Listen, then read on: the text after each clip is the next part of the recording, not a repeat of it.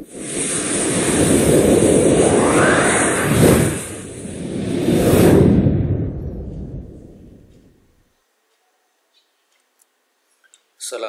warahmatullahi wabarakatuh.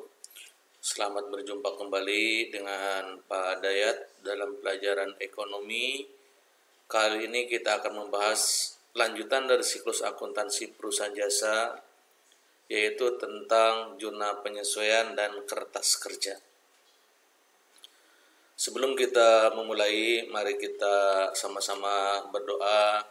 Mudah-mudahan kita senantiasa ada dalam lindungan Allah, Tuhan yang Maha Kuasa, dijauhkan dari segala macam mara bahaya dan segala macam penyakit, serta segala penyakit yang sedang ada di diri kita, di bangsa kita. Mudah-mudahan secepatnya ditarik kembali oleh Yang Maha Kuasa dan kita sehat walafiat. Mari berdoa menurut tata cara agama masing-masing. Yang beragama Islam, kita mulai dengan membaca Bismillahirrahmanirrahim. Baiklah, pada pertemuan yang lalu kita sudah membahas tentang perusahaan jasa. Apa itu perusahaan jasa? Yaitu perusahaan yang kegiatannya memberikan pelayanan, seperti ada angkutan umum, ada angkutan laut, udara, darat, ada juga sekarang sedang ngetop ojek online, ada bengkel, ada perbankan, baik yang syariah maupun konvensional, ada penjahit, kemudian salon, ada juga car wash, tempat cuci mobil, ada juga asuransi dan sejenisnya. Nah, setelah kita membahas minggu lalu tentang siklus akuntansi, yaitu tentang jurnal umum, kemudian posting sampai dengan neraca saldo. Tentunya ini diarahkan kepada bagaimana supaya kedepannya kalian mampu menganalisis siklus akuntansi perusahaan jasa dan mempraktekannya dalam kehidupan sehari-hari. Nah, ini kompetensi dasar dan tujuan pembelajaran yang sudah Bapak sampaikan pada pertemuan yang lalu juga. Tahap pertama yaitu pencatatan transaksi. Dari bukti transaksi sudah kalian pelajari. Dari bukti transaksi ini kalian sudah menyusun jurnal. Dari jurnal kalian juga sudah mengerjakan posting, pemindah bukuan dari jurnal ke buku besar. Kemudian saldo dari buku besar dikumpulkan, jadilah neraca saldo. Nah, pertanyaannya, apakah data yang ada di neraca saldo itu sudah menunjukkan keadaan yang sebenarnya? Inilah yang akan kita pelajari pada hari ini. Karena ternyata apa yang ada di neraca saldo ini belum tentu mencerminkan keadaan yang sebenarnya. Oleh karena itu, kita perlu menyusun jurnal penyesuaian. Ini akan kita bahas hari ini. Kemudian nanti neraca saldo ditambah jurnal penyesuaian, jadilah kertas kerja. Kertas kerja ini nanti akan menjadi alat bantu ketika kita menyusun laporan keuangan. Jadi insya Allah pertemuan berikutnya kita akan membahas laporan keuangan. Kemudian nanti masuk ke tahap penutupan, menyusun jurnal penutup, neraca saldo setelah penutupan, kemudian jurnal pembalik, dan kembali ke siklus yang pertama. Mudah-mudahan kalian masih ingat ya materi yang lalu. Sekarang kita lihat siklus akuntansi kalau dilihat dari pentahapannya. Tahap pencatatan ini A, B, C sudah kalian pelajari mulai dari bukti transaksi, jurnal umum sampai dengan buku besar. Kemudian tahap pengikhtisaran, neraca saldo, jurnal penyesuaian, dan kertas kerja. Berarti hari ini kita masih berada di tahap pengikhtisaran. Minggu depan kita akan membahas tahap pelaporan. Kemudian terakhir ada tahap penutupan.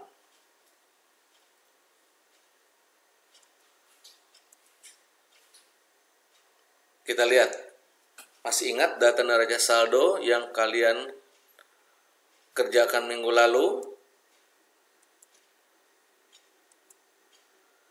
Nah, oleh karena itu data yang ada di neraca saldo tadi sudah Bapak singgung, belum tentu mencerminkan keadaan yang sebenarnya. Karena demikian, maka dibutuhkan jurnal penyesuaian. Apa itu jurnal penyesuaian? Jurnal penyesuaian adalah jurnal yang digunakan untuk mencatat perubahan harta, utang, modal, pendapatan, dan beban agar sesuai dengan keadaan yang sebenarnya. Nih, perhatikan nih. Jurnal yang digunakan untuk mencatat perubahan harta, utang, modal, pendapatan, dan beban agar sesuai dengan keadaan yang sebenarnya. Jadi sekali lagi, data yang terdapat dalam neraca saldo belum tentu mencerminkan keadaan yang sebenarnya. Oleh karena itu disusun jurnal penyesuaian. Kapan nyusunnya? Nyusunnya yaitu pada akhir periode. Tadi sudah dikatakan belum tentu mencerminkan keadaan yang sebenarnya. Kenapa? Karena alasan yang pertama, ada transaksi sudah dicatat tetapi perlu dikoreksi. Sudah ada di neraca saldo tapi perlu dikoreksi. Contoh, perlengkapan. Perlengkapan ini dibeli untuk digunakan. Karena dibeli untuk digunakan, maka nilai perlengkapan akan mengalami perubahan. Ketika digunakan, maka nilai perlengkapan berkurang. Ketika membeli, maka nilai perlengkapan akan bertambah. Bagaimana penyesuaiannya? Nah, penyesuaiannya beban perlengkapan di debit, perlengkapan di kredit. Nama lengkapnya beban pemakaian perlengkapan, tapi cukup disebut beban perlengkapan. Jadi beban perlengkapan ini adalah perlengkapan yang sudah digunakan. Pasangannya perlengkapan di kredit. Itu yang pertama, perlengkapan. Kemudian yang kedua, transaksi sudah dicatat tapi perlu dikoreksi adalah beban dibayar di muka. Beban dibayar di muka ini maksudnya pembayaran yang kita lakukan yang mana manfaatnya dirasakan mulai dari sekarang sampai dengan mendatang. Mendatang ini bisa lebih dari sebulan sampai dengan setahun, bahkan mungkin lebih dari setahun. Karena itu, ketika membayar, maka pencatatannya bisa menjadi beban, bisa juga menjadi dibayar di muka. Contoh, ketika kita membayar sewa rumah. Umumnya kalau orang membayar sewa rumah, sewa itu setahun. Dibayar hari ini misalnya, bayar sewa rumah untuk setahun dibayar hari ini. Maka pencatatannya bisa menjadi beban sewa, bisa menjadi sewa dibayar di muka. Tuh. Kemudian iklan, orang bayar iklan untuk 6 bulan. Maka pada saat membayar bisa dicatat sebagai beban iklan, bisa juga iklan dibayar di muka. Begitupun asuransi. Bisa dicatat sebagai beban asuransi, bisa juga dicatat asuransi dibayar di muka. Nah, jika dicatat sebagai beban, maka penyesuaiannya titik-titik dibayar di muka. Misalnya tadi kalau beban sewa, maka penyesuaiannya sewa dibayar di muka di debit, beban sewa di kredit. Kalau iklan, iklan dibayar di muka di debit, beban iklan kredit. Kalau asuransi, asuransi dibayar di muka di debit, beban asuransi di kredit. Lalu, jika sebaliknya dicatat sebagai sesuatu dibayar di muka, misalnya tadi beban sewa itu dicatat sebagai sewa dibayar di muka, maka penyesuaiannya dimulai dengan beban sewa di debit, sewa dibayar di muka, di kredit. Nah, sekedar mengingatkan, nomor 1 ini disebut sebagai pendekatan beban. Sementara yang nomor 2 sebagai pendekatan harta. Jadi, titik-titik dibayar di muka ini termasuk harta. Sementara kalau yang atas sudah pasti termasuk beban. Jadi beban dibayar di muka ini bagian dari harta. Dengan demikian, bila dicatat sebagai beban, maka mulailah dengan harta. Kalau beban sewa, mulai dengan sewa dibayar muka, pasangannya beban sewa. Jika dicatat sebagai harta, titik-titik dibayar di muka, maka mulailah dengan beban di debit, kemudian dibayar di mukanya kredit. Itu ya, itu yang harus kalian perhatikan, jangan sampai salah. Itu yang kedua. Yang ketiga, pendapatan diterima di muka. Ada kalanya belum bekerja, pendapatan sudah diterima. Misalnya, tukang jahit menerima order menjahit. Pekerjaannya belum dimulai, tapi upahnya sudah diterima. Ini namanya pendapatan diterima di muka. Nah, pendapatan diterima di muka ini, pencatatannya pada saat menerima bisa dicatat sebagai pendapatan, bisa juga sebagai pendapatan diterima di muka. Hanya yang harus kalian ingat, pendapatan diterima di muka sebetulnya bukan pendapatan. Ini masih merupakan utang. Jika diterima sebagai pendapatan, maka penyesuaiannya pendapatan di debit, pasangannya titik-titik diterima di muka. Misalnya pendapatan komisi di debit, komisi diterima di muka, kredit. Ingat, yang diterima di muka ini bagian dari utang. Termasuk juga kalau kalian menyewakan kios misalnya, maka akan muncul pendapatan sewa. Nah, jika dicatat sebagai pendapatan sewa, maka penyesuaiannya pendapatan sewa di debit, sewa diterima di muka, di kredit. Itu contohnya.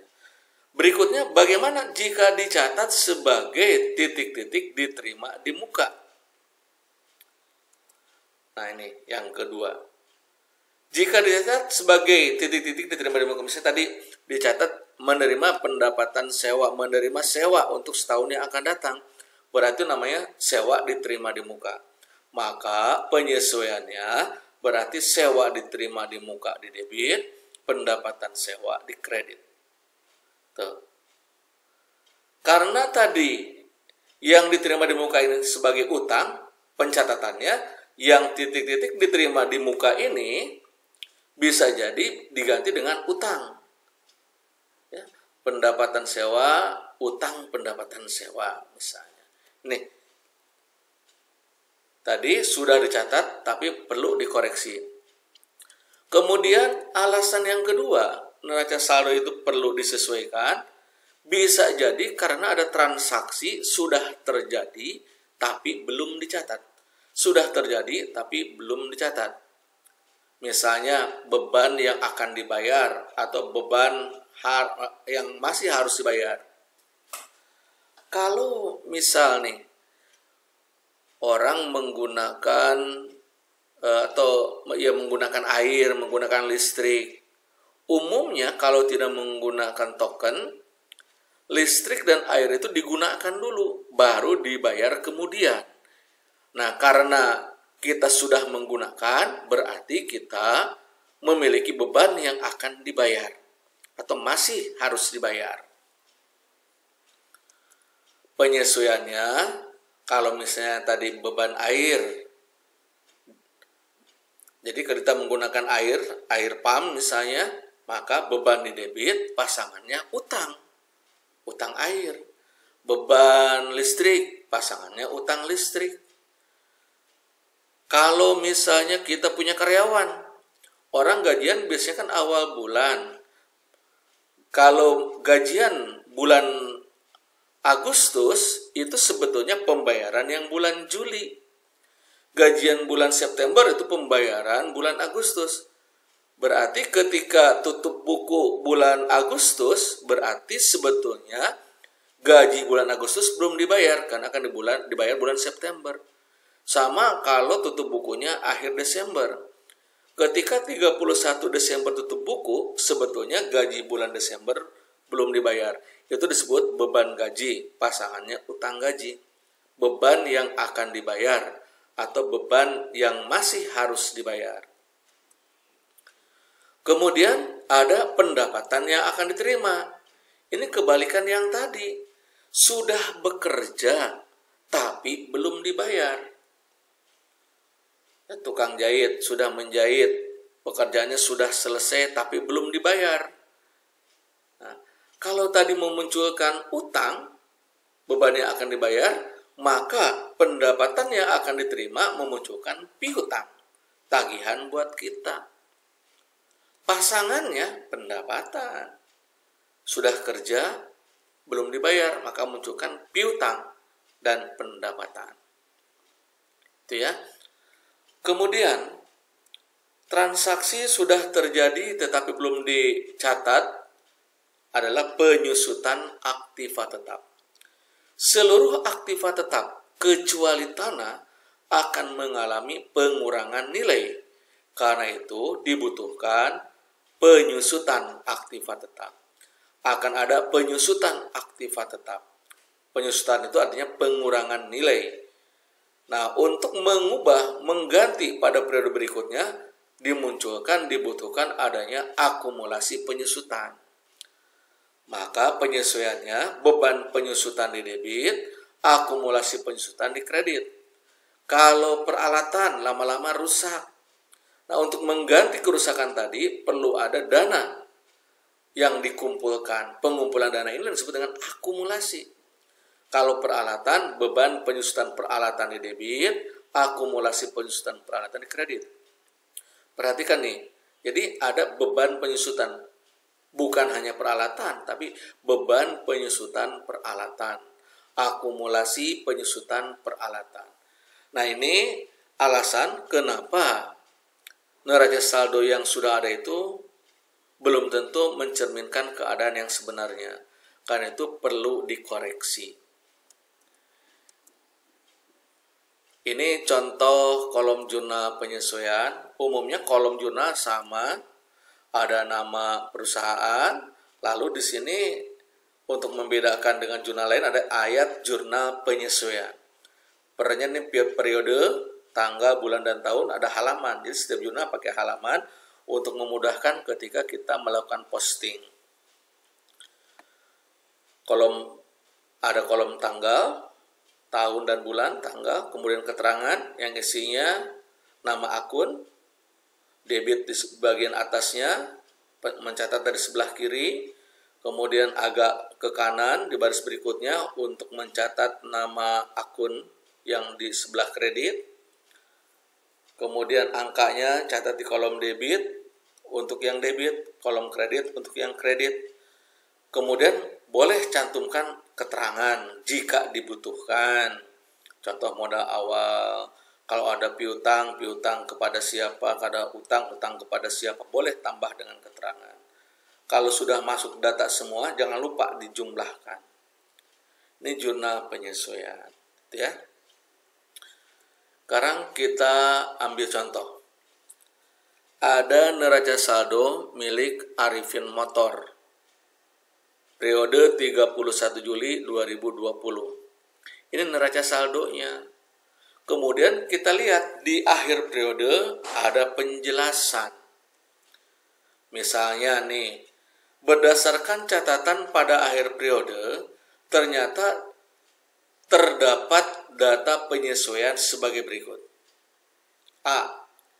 Ternyata setelah dihitung secara cermat, nilai perlengkapan hanya 500.000. Kita lihat di neraca saldo, perlengkapan ini 850.000. Nih, asalnya perlengkapan ini 850.000. Lalu setelah dihitung, ternyata hanya 500.000. Kenapa demikian? Tadi sudah Bapak katakan bahwa perlengkapan dibeli untuk digunakan. Berarti sisanya sudah digunakan 350. Maka penyesuaiannya menjadi seperti ini. Nilai perlengkapan di neraca saldo tadi 850.000. Berdasarkan data penyesuaian yang 850.000 ini hanya 500. Berarti sisanya sudah jadi beban sebesar 350.000. Dengan demikian, penyesuaiannya berarti beban perlengkapan di debit 350.000 dan perlengkapan di kredit 350.000. Ini. Nah, kalau sudah ada, pindahkan ke jurnal penyesuaiannya. Nih. Jangan lupa Arifin Motor, ayat jurnal penyesuaian periode 31 Juli 2020 halaman 1.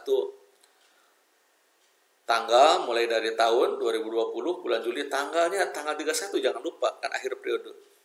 Tadi beban perlengkapan di debit, perlengkapan di kredit senilai 350.000. Ini penyesuaian yang pertama. Ya. Berikutnya kita lihat.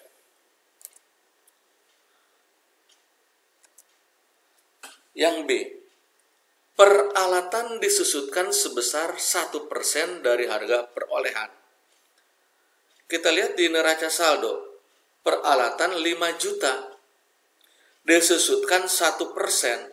1% dari 5 juta adalah 50.000. Ingat, penyesuaian untuk harta tetap, beban di debit, akumulasi di kredit. Maka muncullah beban penyusutan peralatan di debit, akumulasi penyusutan peralatan di kredit, masing-masing 50.000. Nih, itu penyesuaiannya.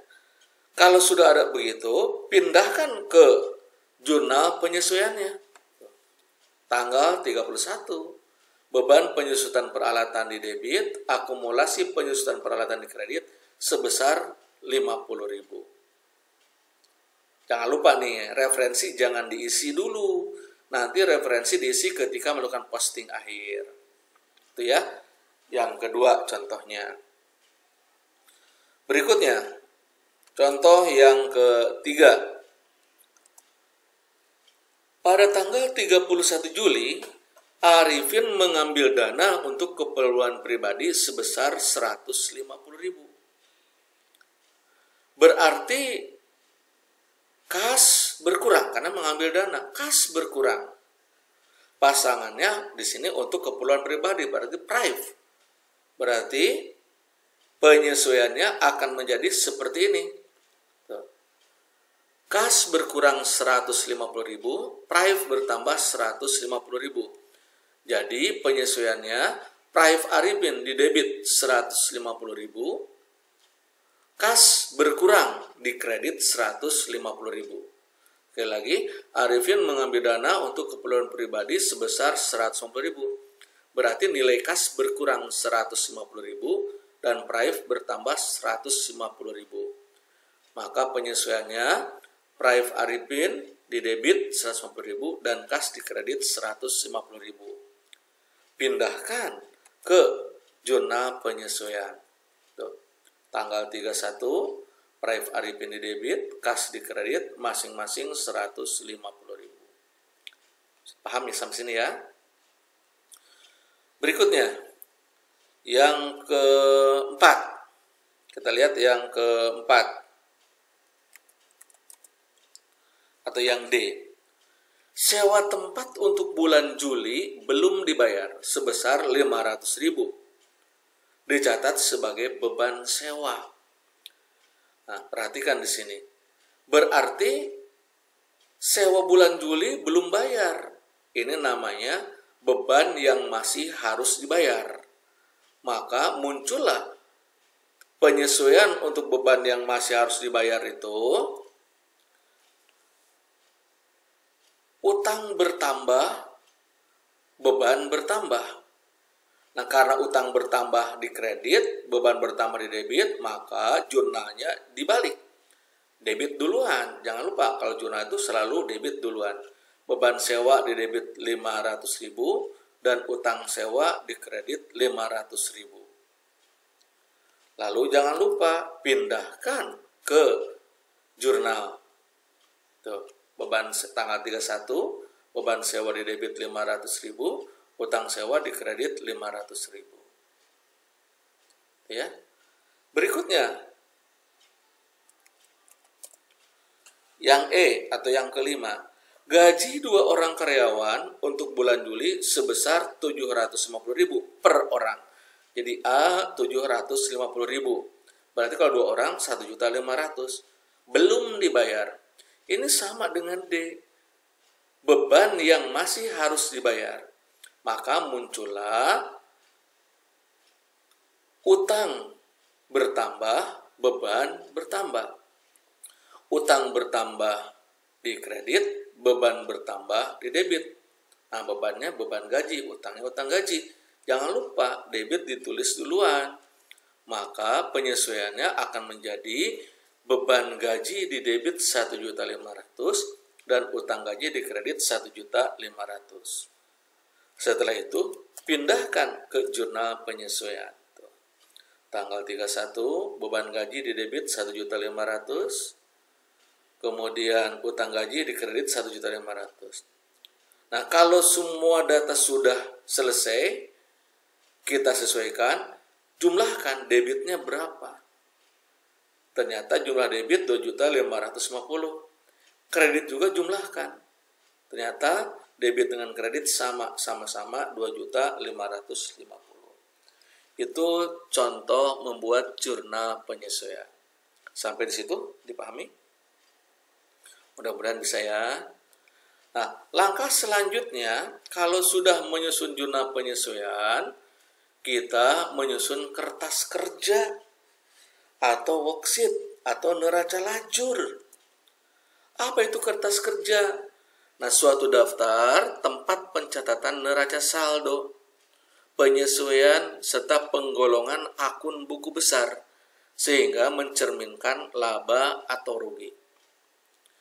Nah, bentuk kertas kerja ini ada bermacam-macam. Nah, yang paling banyak digunakan adalah bentuk 5 kolom atau 10 kolom seperti ini, bentuk 10 kolom. Neraca saldo terdiri dari debit kredit, penyesuaian terdiri dari debit kredit, neraca saldo disesuaikan, ada debit kredit, laba rugi, ada debit kredit, begitupun neraca. Ini disebut bentuk 10 kolom. Ini yang paling banyak digunakan. Karena ada juga yang 8 kolom. Nah, itu ya. Sekarang kita lihat bagaimana cara mengisi kertas kerja ini. Perhatikan. Langkah pertama, pindahkan data neraca saldo dan ayat jurnal penyesuaian ke dalam kolom kertas kerja. Perhatikan di sini. Tadi kolom-kolomnya ini sengaja Bapak buang sebagian kolom karena yang kita butuhkan awal hanya neraca saldo dan jurnal penyesuaian. Yang pertama, data neraca saldo. Nah, ini neraca saldo milik Arifin Motor. Ini pindahkan semuanya termasuk akunnya dari kas sampai dengan beban penyusutan peralatan dan jumlahnya. Pindahkan ke kolom kertas kerja. Nih, ini. Jadi neraca saldo ini semua ada dari neraca saldo. Nih. Semua neraca saldo sampai sini sampai jumlahnya 10.100.000. Kalau data neraca saldo sudah selesai, pindahkan juga data yang ada di jurnal penyesuaian. Data yang ada di jurnal penyesuaian. Pindahkan satu persatu. Yang pertama, beban perlengkapan di debit 350.000, kemudian perlengkapan di kredit 350.000. Pindahkan satu persatu. Nih, beban perlengkapan. Ternyata di neraca saldo, beban perlengkapan sudah ada. Tinggal pindahkan tadi 350.000 di debit. Nah, ini 350.000 di debit. Dilurus dengan yang 150 dengan beban perlengkapan. Kemudian tadi pasangannya perlengkapan. Perlengkapan 350.000 di kredit. Nih, perhatikan nih perlengkapan. Lurus dengan akunnya perlengkapan. Kemudian yang kedua dari jurnal penyesuaian adalah beban penyusutan peralatan di debit akumulasi penyusutan peralatan di kredit masing-masing 50.000. Beban penyusutan peralatan dan akumulasi penyusutan peralatan. Beban penyusutan peralatan itu sudah ada. Di kolom jurnal penyesuaian catatnya debit 50.000, kemudian akumulasi penyusutan peralatan juga. Lurus dengan akun tersebut di jurnal penyesuaian kolom kredit 50.000. Terus. Nah, berikutnya Praif Arifin dan kas. Praif Arifin di debit 150.000, kas di kredit 150.000. Pindahkan ke kertas kerja. Tuh, Praif Arifin di debit 150.000, jurnal penyesuaian, pasangannya kas di kredit 150.000. Udah masuk semua tuh. Berikutnya, jurnal penyesuaian yang keempat, beban sewa dan utang sewa masing-masing 500.000. Beban sewa dan utang sewa. Pindahkan ke kertas kerja. Nah, di neraca saldo, beban sewa dan utang sewa ini belum ada. Kita lihat, masih ingat tadi di neraca saldo. Tuh, belum ada beban sewa dan utang sewa. Karena belum ada, beban sewa ini dicatat di bawah jumlah neraca saldo nih. Berarti di sini catat nih. Beban sewa. Lalu beri kode akun. Tadi kode terakhir dari beban itu 514. Maka beban sewa kita anggap jadi 515. Senilai 500.000 di debit jurnal penyesuaian. Pasangannya utang sewa. Utang sewa juga belum ada di neraca saldo. Berarti tambahkan lagi di bawah beban sewa, utang sewa. Nah, utang. Kode terakhir utang adalah 211. Utang usaha. Maka berarti utang sewa jadi 212. Senilai 500.000 di kredit. Ya. Jadi kalau tidak ada di neraca saldo, tambahkan ke bawah. Berikutnya, beban gaji di debit, utang gaji di kredit masing-masing 1.500.000. Beban gaji dan utang gaji ini juga belum ada di neraca saldo. Karena itu tambahkan ke bawah. Kode beban terakhir tadi 515, maka beban gaji berarti 516.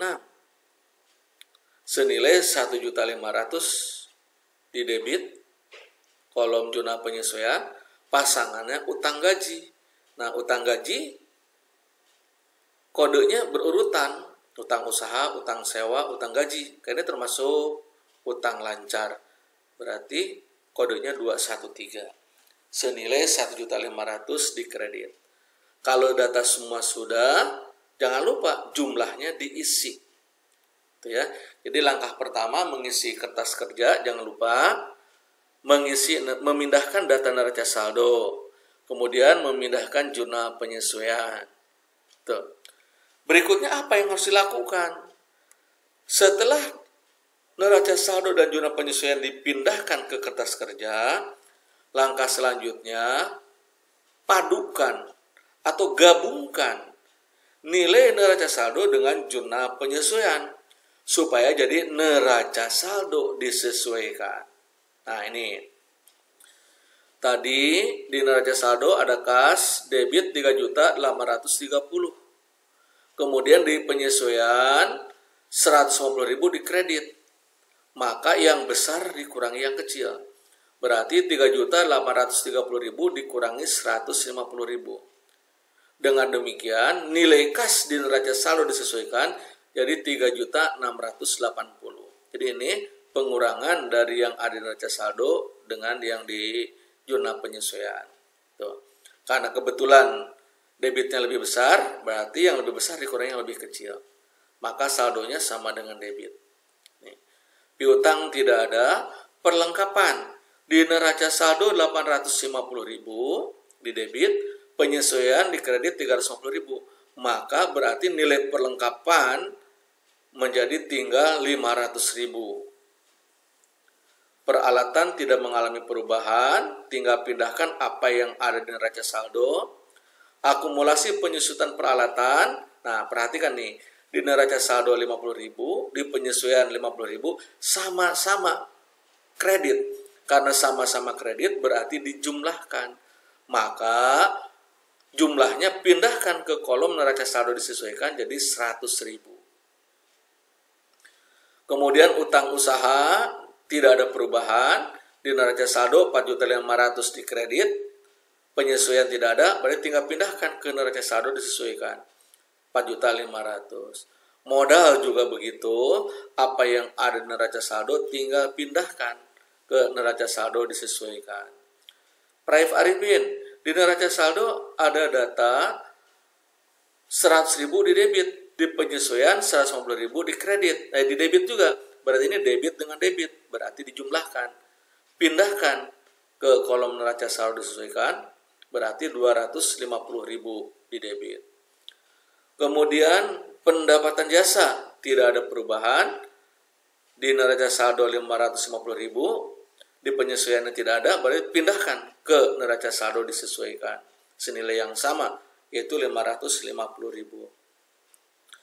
Beban perlengkapan di neraca saldo 150.000 di debit, penyesuaian 350.000 di debit. Nah, ingat debit dengan debit berarti dijumlahkan. Dengan demikian, di neraca saldo disesuaikan, beban perlengkapan jadi 500.000. Lalu beban listrik dan beban reparasi nih. Di neraca saldo ada data, di penyesuaian tidak ada, berarti apa yang ada di neraca saldo pindahkan ke neraca saldo disesuaikan. Lalu beban penyusutan peralatan di neraca saldo debit 50.000, penyesuaian debit 50.000, karena sama-sama debit berarti dijumlahkan. Jadilah 100.000 di debit neraca saldo disesuaikan. Kemudian beban sewa tidak ada di neraca saldo, ada di zona penyesuaian, berarti apa yang ada di zona penyesuaian tinggal pindahkan ke neraca saldo disesuaikan. Begitupun utang sewa, beban gaji, dan utang gaji, tinggal pindahkan. Kalau sudah selesai dipindahkan semua, jumlahkan, jangan lupa. Ternyata debitnya 12.150.000, kredit juga jumlahkan 12.150.000. Kalau sudah seimbang seperti ini, lanjutkan ke tahap berikutnya. Sebaliknya kalau belum seimbang, cek lagi di mana letak kesalahannya. Langkah selanjutnya apa? Yaitu memilah, memisah-misah data yang ada dari neraca saldo ini, neraca saldo disesuaikan ini, ke dalam dua bagian. Untuk harta, utang, dan modal, pindahkan ke kolom neraca. Sementara pendapatan dan beban, pindahkan ke kolom laba rugi. Nah, kita lihat. Jadi, sekarang, biar tampilannya lebih besar, yang neraca saldo dan zona penyesuaian tidak Bapak bawa. Yang Bapak bawa hanya neraca saldo disesuaikan. Nah, ini, jadilah seperti ini. Neraca saldo disesuaikan tuh yang tadi. Kita lihat kas. Kas ini bagian dari harta. Karena itu pindah ke neraca. Tuh, debit. Kemudian piutang kalau ada, perlengkapan, peralatan, ini bagian dari harta. Pindah ke kolom neraca. Sebelah debit. Akumulasi penyusutan peralatan. Ini bagian dari harta juga. Tapi letaknya di kredit. Kemudian utang usaha. Pindah ke neraca. Pokoknya harta, utang, dan modal pindahnya ke neraca. Perhatikan kolom debit dan kreditnya. Tuh, utang, modal. Kemudian praif. Praif ini pindahkan ke neraca. 250.000 di debit. Sementara pendapatan pindah ke kolom laba rugi di sebelah kredit. Beban pindah ke laba rugi di sebelah debit. Semua beban pindah ke kolom laba rugi di sebelah debit. Semua pendapatan kalau ada. Tapi hati-hati.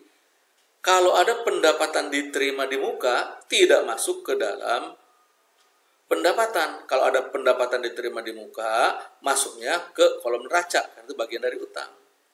Begitupun kalau ada beban dibayar di muka, tidak masuk ke kolom laba rugi. Karena ingat, beban dibayar di muka sama dengan harta, berarti pindahnya ke kolom neraca. Kalau semua data sudah dipindahkan, sudah dipilah-pilah, jangan lupa jumlahkan setiap kolom, baik debit maupun kredit. Kita lihat untuk kolom laba rugi. Ternyata nilai debitnya 2.720.000.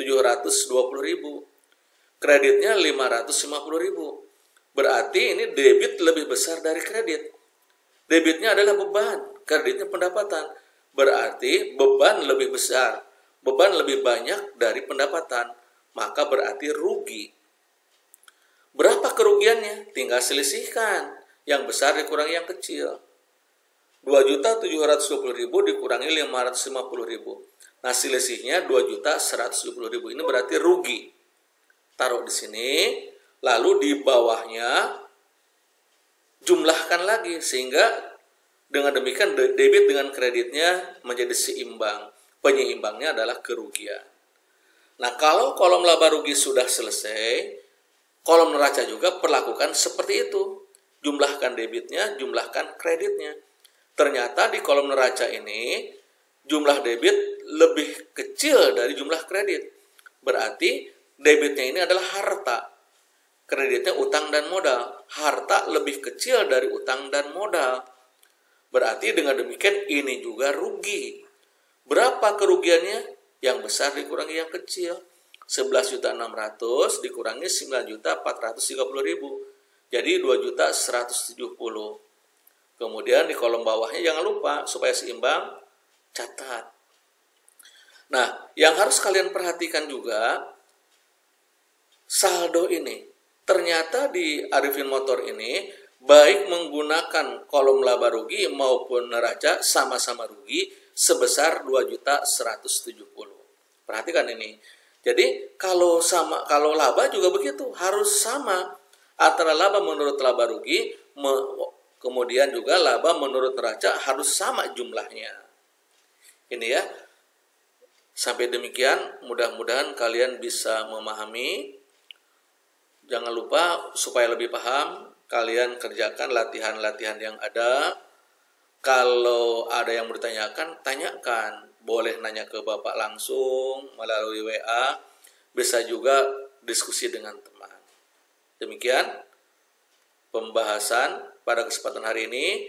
Tapi sebagai kesimpulan dari kertas kerja ini, nih, untuk kolom laba rugi tadi sudah Bapak katakan, bila debit lebih besar dari kredit, berarti beban lebih besar dari pendapatan, maka berarti rugi. Sementara jika debit lebih kecil dari kredit atau beban lebih kecil dari pendapatan, sama dengan laba. Nah, dalam contoh ini, debitnya 2.720.000, kreditnya 550.000. Berarti beban lebih banyak dari pendapatan. Berarti selisihnya adalah rugi, 2.170.000. Kemudian di kolom neraca, debitnya adalah harta, kreditnya utang dan modal. Jika debit lebih besar dari kredit, berarti laba. Sebaliknya, jika debit lebih kecil dari kredit, berarti rugi. Nah, di kertas kerja tersebut ternyata debit 9.430.000 lebih kecil dari kreditnya 11.600.000, berarti rugi. Nah, nilai rugi menurut laba rugi maupun rugi menurut neraca ini seimbang atau sama. Ini yang benar seperti ini. Begitupun kalau laba menurut laba rugi dengan laba menurut neraca harus sama, baru dikatakan benar. Itu ya. Demikian. Sampai jumpa dalam materi lain. Assalamualaikum warahmatullahi wabarakatuh.